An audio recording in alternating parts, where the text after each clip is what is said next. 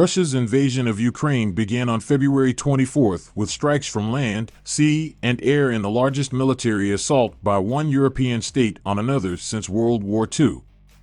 Despite an initial battle plan that Western countries said was aimed at swiftly toppling Ukraine's government in Kiev, Russia has control of only one Ukrainian city so far, the southern Dnipro River port of Kherson.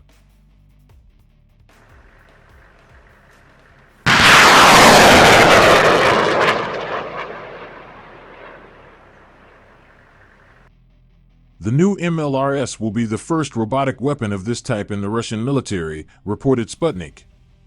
However, it will not be completely automated, according to Pimenov, who explained that a full robotization of such an MLRS is inappropriate since its technical characteristics inevitably decrease in unmanned mode.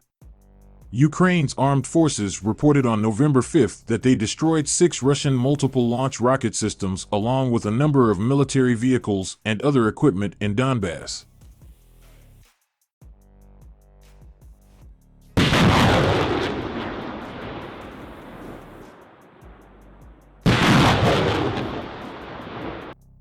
The U.S.-made system has been used to hit dozens of Russian targets such as command posts and ammunition depots. It has also been used to target bridges, including those on the approach to Russian-occupied Kherson, which Ukraine is trying to reclaim. The missiles supplied to Ukraine have a range of up to 50 miles, 80 kilometers, which is over twice the range of the howitzer guns which the U.S. has previously given to Ukraine.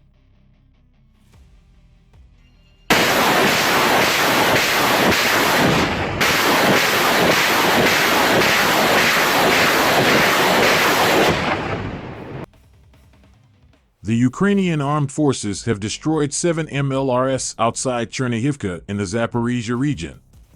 The General Staff of the Ukrainian Armed Forces reported this on Facebook, according to Ukrinform.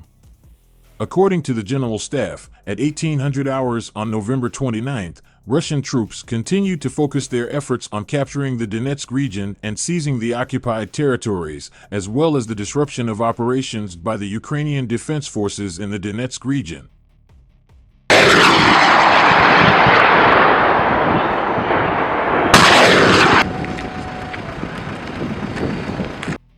Russia's accelerating tank losses are the result of leadership and morale problems more than they are any technological imbalance on the battlefield.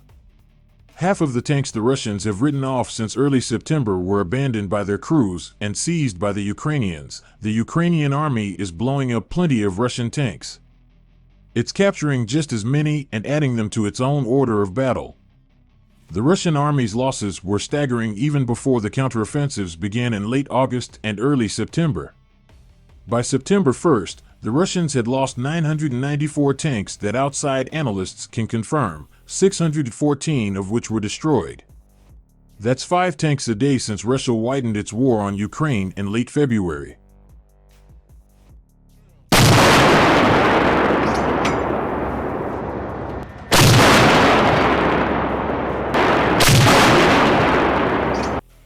A 1,000 tanks is more tanks than most armies have in their entire inventory. Heavy losses of fairly modern T-72s, T-80s, and T-90s compelled the Kremlin to pull old T-62s, some dating to the 1970s or earlier, out of storage, replace rubber seals and polish their optics and haul them to the front lines. The aging T-62s did little to slow the Ukrainian brigades that attacked in the south and east 6 weeks ago. Indeed, the geriatric tanks now account for a significant proportion of Russia's armor losses. As of September 1st, the Russians had lost just 1 T-62. By October 19th, they'd lost 3430 of which were intact when Ukrainian forces overran them. Total Russian tank losses on October 19th were a whopping 1,392, of which 801 were destroyed.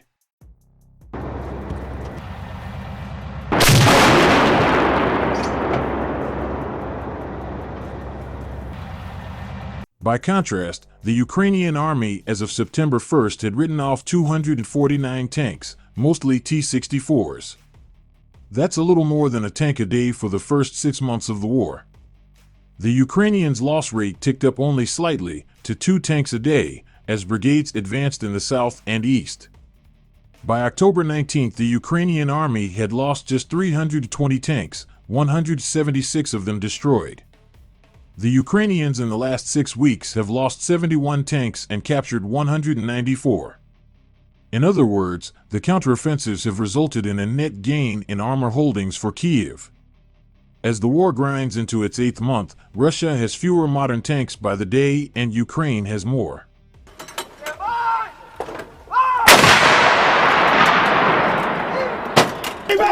Stand by! Fire! Let's go! Strike if we go! Stand by!